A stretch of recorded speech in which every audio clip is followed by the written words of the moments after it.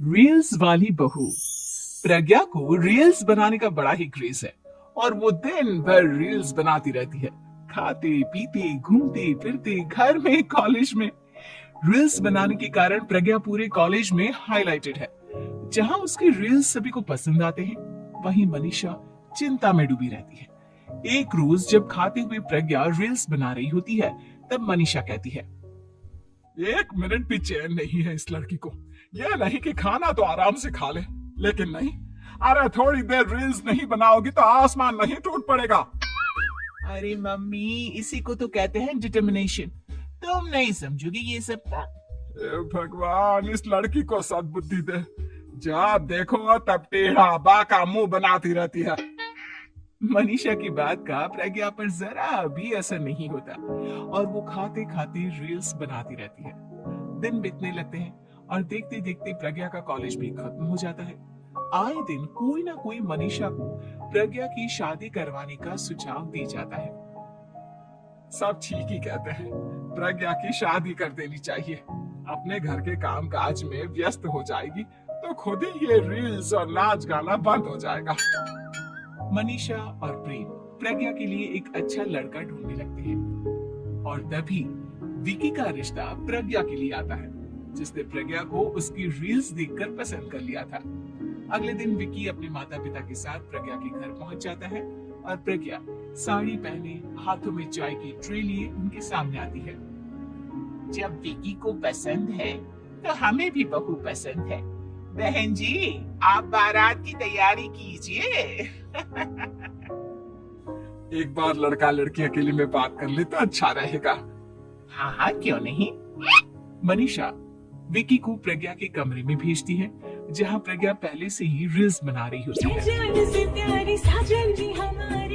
तभी विकी कहता है, आ गए आपके साजन जी। हमारे साथ ये रील्स कंप्लीट करती तो और भी अच्छा रहता। अच्छा जी, अब आ ही गए हैं तो बना ही लेती हूँ आपके साथ।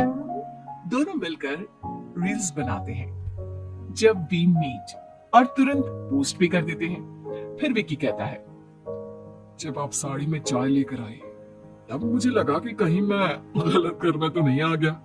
अब सही है। दोनों की शादी पक्की हो जाती है और शादी के दिन भी प्रज्ञा रील्स बनाने से चूकती नहीं। यहाँ तक कि बारात के समय भी नाचते हुए रील्स बनाती है। सभी लोग प्रज्ञा की तारीफ के पुल बांध देते हैं और प्रज्ञा नाचती गाती अपने ससुराल चली जाती है। सब कुछ अच्छा चल रहा होता है। प्रज्ञा यहाँ भी दिन भर हर चीज की रील्स बनाती रहती है। लेकिन कुछ दिनों के बाद जब सुनीता कहती है, बहू, ये रील्स के साथ साथ कुछ काम भी कर लिया करो। वैसे तुझे और क्या क्या बनाना आता है?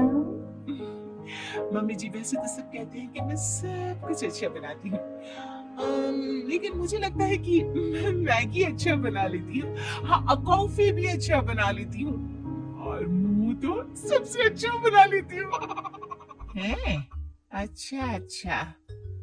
सुनीता अपना माथा पकड़ लेती है और कहती है, बहू, कुछ खाना बनाना भी सीख लेती। मम्मी जी, मैं लंबी प्लानिंग कर रही हूँ।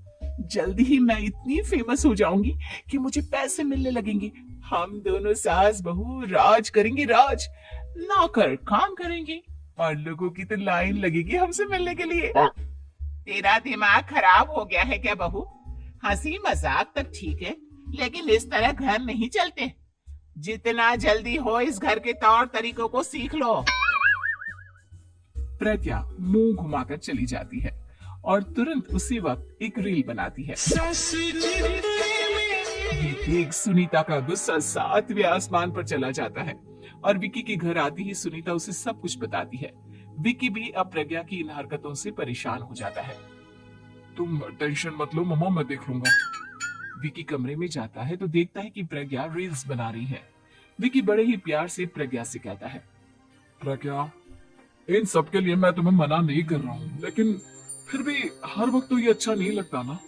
समझने की कोशिश करो, मुझे भी तुम्हारा थोड़ा वक्त चाहिए।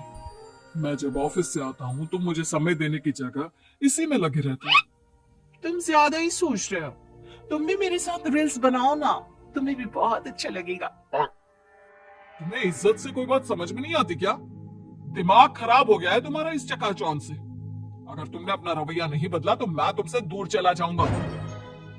तुम ही रिश्ता लेकर आए थे, मुझे लड़कों की कमी नहीं थी और ना आज है। विकी दरवाजा पटक कर चला जाता है। धीरे धीरे विकी प्रज्ञा से दूर होता जाता है। एक रोज मनीषा प्रज्ञा के ससुराल उससे मिलने जाती है। तब सुनीता उससे कहती है, बहन जी अब आई है तो कुछ दिन यहाँ रहकर जाइएगा, आप ही का घर है। हाँ मम्मी, बहुत दिन हो गए तुम्हारे साथ एक भी रील नहीं बनाई मैंने। प्रज्ञा तुरंत अपने फोन में रील्स ऑन कर लेती है। ये सब मुझसे नहीं होगा। तेरा ये भूत अभी तक नहीं उतरा क्या? बहन जी आप कुछ कहती नहीं क्या इसे?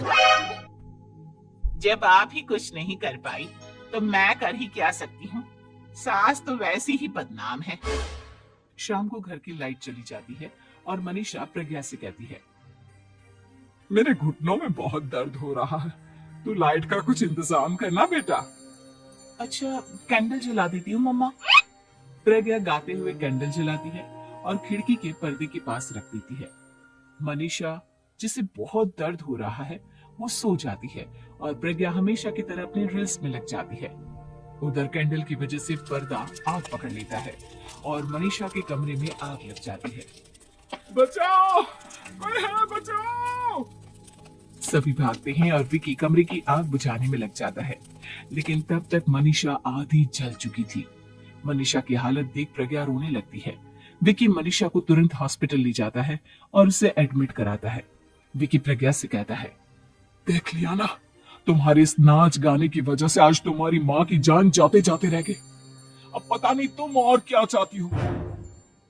उधर डॉक्टर कहते हैं, इनकी हालत बहुत नाजुक है, आधे से ज्यादा जल चुकी है। प्रज्ञा रोती हुई मंदिर में जाती है और भगवान के आगे जाकर कहती है, भगवान मेरी माँ को ठीक कर दो, मैं कसम खाती हूँ हाथ से ये रील्स बनाना छोड़ दूंगी, बस मुझे मेरी माँ वापस मिल जाए। 2 दिन बीत जाते हैं और मनीषा खतरे से बाहर आ जाती है। पेशेंट अब ठीक है, आप लोग उनसे मिल सकते हो। सब कोई मनीषा से मिलता है और प्रज्ञा सबके सामने अपना फोन तोड़ देती है। मुझे माफ कर दो मम्मा, मैंने तुम लोगों की बातों को नजरअंदाज किया। बेटा कोई भी चीज जरूरत से ज्यादा खराब है। मैंने तुम्हें रील्स बनाने से कभी मना नहीं किया, लेकिन हर वक्त एक ही चीज तो सही नहीं है। मैं समझ गई हूँ मम्मा, आई एम सॉरी। प्रज्ञा उस दिन से रील्स बनाना छोड़ देती है और पूरी तरह से अपने घर में लग जाती है।